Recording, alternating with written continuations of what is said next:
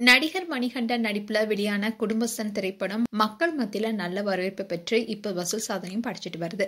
தன்னுடைய சினிமா வாழ்க்கையில அடுத்த கட்டத்திற்கு நகர்ந்துள்ள மணிகண்டன் சில படங்களை ஹீரோவா நடிச்சிருந்தாலும் இப்போ அவருடைய நடிப்பை பலரும் பாராட்ட அளவுக்கு வளர்ந்திருக்காரு. நடிகர் சிவகார்த்திகேயனை போலவே கலக்க போவது யாரு நிகழ்ச்சி மூலமா தன்னுடைய சினிமா பயணத்தை தொடங்கியவர் தான் மணிகண்டன். அதுக்கப்புறமா மிமிக்ரி ஆர்டிஸ்டா பல படங்களை டப்பிங் பேசியிருக்காரு. பல இயக்குனர் கிட்ட உதவி இயக்குனராகவும் பணியாற்றிய மணிகண்டனுக்கு இயக்குனராகணும் என்பதுதான் அவருடைய கனவா இருந்துச்சு. அதே மாதிரி சின்ன சின்ன கேரக்டர்லயும் ஆரம்ப காலகட்டத்திலிருந்தே நடிச்சிட்டு வந்தாரு. செப்டம்பர் 29, 1987 சென்னையில பிறந்து வளர்ந்தவர் தான் இவரு. சின்ன வயசுல இருந்தே கலைத்துறையில சாதிக்கணும்ன்ற ஆசையில அதற்கான பல்வேறு முயற்சிகளையும் மேற்கொண்டு வந்தாரு. கலைத்துறையில எப்படியாவது சாதிக்கணும்னு மிமிக்ரிய கையில் எடுத்தாரு. அவருக்கான திறனையும் வளர்த்துக்கிட்டு கலக்க போவது யாரு சீசன் 4 நிகழ்ச்சியில பங்கெடுத்து ரன்னர் அப் என்ற இடத்தையும் அவர் பிடிச்சாரு. இதுல கிடைச்ச வெற்றியோட எஃப்எம்ல ஆர்ஜேவாவும் இணைஞ்சாரு. அதே சமயம் டிவி நிகழ்ச்சியிலையும் விளம்பரங்களையும் குரல் வழியே உயிர் கொடுக்கும் குரல் நடிகராகவும் மாறினாரு. ஆர்ஜே டப்பிங்னு பிஸியா திரைத்துறையில வளம் வந்த நடிகர் மணிகண்டனுக்கு பீஸா 2 வில்லா திரைப்படத்துல எழுத்தாளரா அறிமுகம் வாய்ப்பும் கிடைச்சது. அண்ட் இந்த படத்துல நடிகராகவும் சில காட்சிகளை வந்திருந்தாரு. மணிகண்டனுக்கு நடிப்பாகட்டும் எழுத்துத்துறையாகட்டும் ரெண்டிலுமே போதுமான வாய்ப்புகள் கிடைக்க ரெண்டிலுமே தவற விடாம முறையா பயன்படுத்தி கோலிவுட்ல தனக்குன்னு ஒரு தனி இடத்தையே பிடிச்சாரு. தொடர்ந்து சின்ன சின்ன கேரக்டர் நடிச்சிட்டு வந்த நடிகர் மணிகண்டனுக்கு முக்கியமான ரோல் கிடைச்சது 2019 வெளியான சில்லு கருப்பட்டி தான். அந்த வகையில காலா, விக்ரம் வேதா உள்ளிட்ட பல திரைப்படங்களா நடிக்க தொடங்கிய இவரு அதுக்கப்புறமா ஜெய் பீம் என்ற திரைப்படத்துல நடிச்சிருந்தாரு.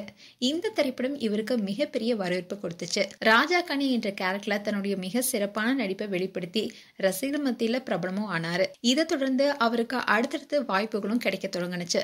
இந்த திரைப்படத்துக்கு அப்புறமா குட் நைட் என்ற திரைப்படத்துல நடிச்சாரு. சின்ன பட்ஜெட்ல எடுக்கப்பட்ட இந்த திரைப்படம் மிகப்பெரிய அளவுக்கு வெற்றி கொடுத்துச்சு. அதை தொடர்ந்து கடந்த ஆண்டு லவர் என்ற திரைப்படத்தில் நடிச்சிருந்தாரு. இந்த திரைப்படமும் நல்ல வரவேற்பு கொடுக்க இந்த ஆண்டு தொடக்கத்திலேயே மணிகண்டன் நடிப்புல குடும்பஸ்தன் திரைப்படம் வெளியாகி ஃபேன்ஸ் மத்தியிலும் பாசிட்டிவான விமர்சனமும் பெற்று வருது.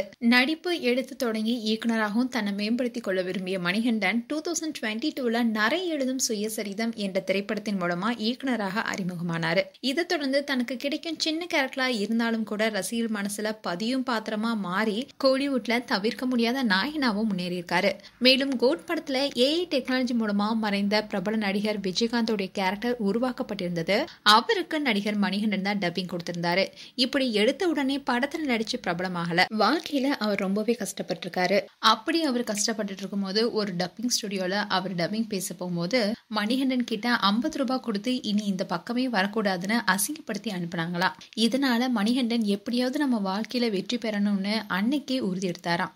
வாழ்க்கையில ரொம்பவே கஷ்டப்பட்டதோட படிப்படியா தன்னையும் மெருகேற்றிக்கிட்டு வாய்ப்பையும் தேடியதோட விடாமச்சியோட இன்னைக்கு முன்னேறி இருக்காரு.